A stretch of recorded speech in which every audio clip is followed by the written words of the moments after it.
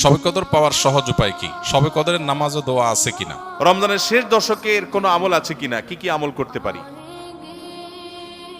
শবে কদরের রাত যেহেতু একেবারেই চূড়ান্তভাবে ফিক্সড কোনো রাত নয়, সেজন্য শবে কদর পাওয়ার উপায় হলো রমজানের শেষ দশকের প্রত্যেকটা রাতে ইবাদত করা। প্রত্যেকটা রাতে ইবাদত করার যদি সুযোগ না হয়, তাহলে কমপক্ষে বেজোড় রাতগুলোতে ইবাদত করা।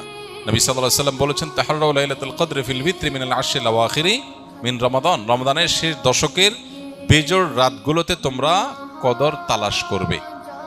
তার মানে এর মধ্যে যে কোনোটা হতে পারে। আল্লাহ তাআলা বিষয়টাকে উজ্জ্বল রেখেছেন কেন? হাফেজ ইবনে হাজার আসকালানী রহমতুল্লাহ আলাইহি বিশ্ববিখ্যাত হাদিস ব্যাখ্যাতা, হাদিস বেত্তা, তিনি সহিহ বুখারীর বিখ্যাত ব্যাখ্যা গ্রন্থ ফাতুল বারীতে লিখেছেন যে আল্লাহ রাব্বুল আলামিন লাইলাতুল কদর নির্দিষ্ট একটা রাতকে ফিক্সড করে না দিয়ে, এই যে শেষ দশক আবার বেজোড় রাতগুলোর মধ্যে সম্ভাবনা বেশি, এটা করেছেন যাতে করে আমরা বেশ কয়েকটা রাত ধরে ইবাদত করতে পারি। এখন মনে হতে পারে এটা তো আমাদের কষ্ট হচ্ছে, আমাদের জন্য বোঝা হলো, ফিক্সড হলো তো আমাদের জন্য সহজ হয়ে যেত। মরার পর যখন আমল নামা হাতে পাবো, তখন মনে হবে ইস, এই লাইলাতুল কদর আল্লাহ শেষ 10 রাতের মধ্যে রেখেছেন, পুরো রমজানে রাখতেন তাহলে 30 রাত ধরে ইবাদত করতে পারতাম।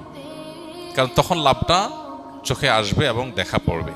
তো এই জন্য লাইলাতুল কদরের জন্য শেষ রাতে বেশি বেশি ইবাদত করতে হবে। এটা হলো লাইলাতুল কদর পাওয়ার সহজ উপায়। আরেকটা সহজ উপায় আছে, সেটা হলো যে ইতিকাফ, যেটা এতক্ষণ বললাম। আপনি মসজিদে ইতিকাফ করেন, তাহলে লাইলাতুল কদর পাওয়াটা এমনিতেই সহজ হয়ে যাবে। এমনকি ইতিকাফকারী ব্যক্তি, যদিও শেষ দশকে নবী সাল্লাল্লাহু আলাইহি ওয়াসাল্লাম রাত জেগে থাকতেন, যদি কোনো কারণে তিনি ঘুমিয়েছিলেন, তারপরে ইতিকাফ করার ব্যক্তি ঘুমাইলেও সেটা ইবাদতের মধ্যে। বাসার ঘুম আর মসজিদে ইতিকাফকারীর ঘুমের মধ্যে পার্থক্য আছে। মসজিদে অবস্থানটাই ইটসেলফ একটা ইবাদত।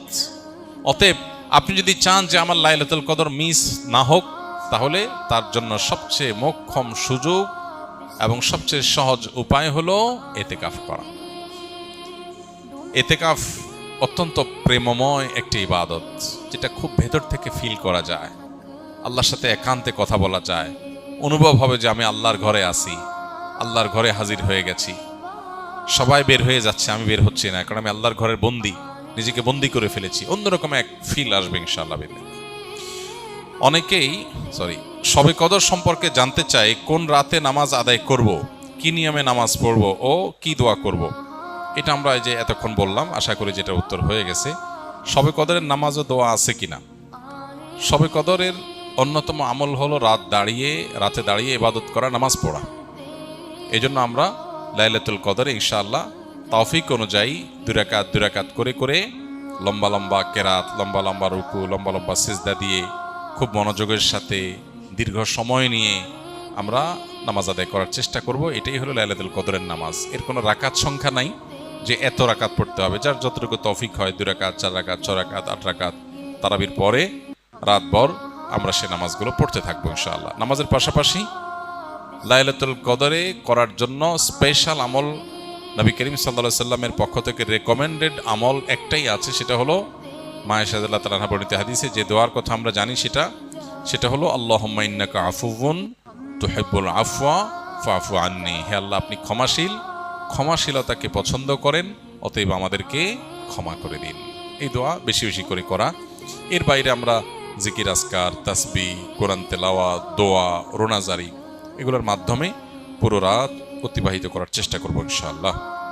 নামাজের ক্ষেত্রে বিশেষ কোনো নামাজ নাই যে লাইলাতুল কদরের এরকম এত রাকাত নামাজ, প্রথম রাকাতে অমুক সূরা এতবার, তমুক সূরা এতবার, এরকম কোনো বিশেষ নিয়ম নাই। বরং অন্য যে কোনো নামাজের মতো যে কোনো সূরা দিয়ে আমরা নামাজগুলো পড়তে পারি।